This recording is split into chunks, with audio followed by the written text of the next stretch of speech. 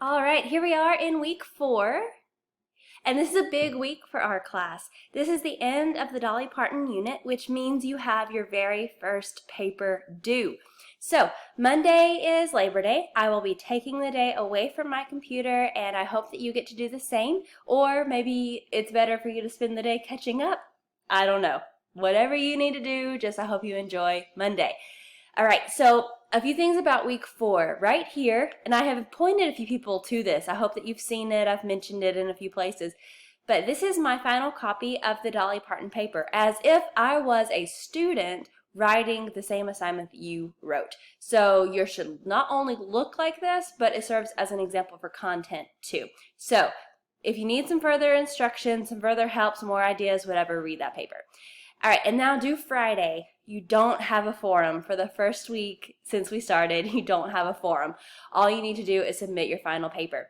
So between the time you submitted your rough draft and this week, you will have heard back from me. I will have given you a few things to work on. They won't be just, line by line what I would do, because I'm not here to fix your paper. I'm here to give you suggestions on how to make it better. So if you have not turned in a paper before, to turn it in, click right here. Click here for instructions on how to submit your final copy. We use a program called Turnitin, like literally Turnitin, and all you have to do is click right here. Submit your Dolly Parton paper here.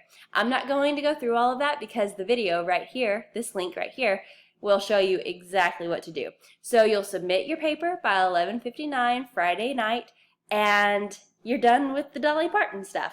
That's it. Now, what I would really appreciate is if you would take this little poll. It'll take you 1 minute, like 1 minute. Nobody can see what you have, what you said or anything. Just me. It's just for me going forward in the semester. So that's it, guys. That's it. You are taking your rough draft, making it as good as you can, turning it into this link right here, and waiting on me to grade it. That's it. And of course, let me know if you have any questions.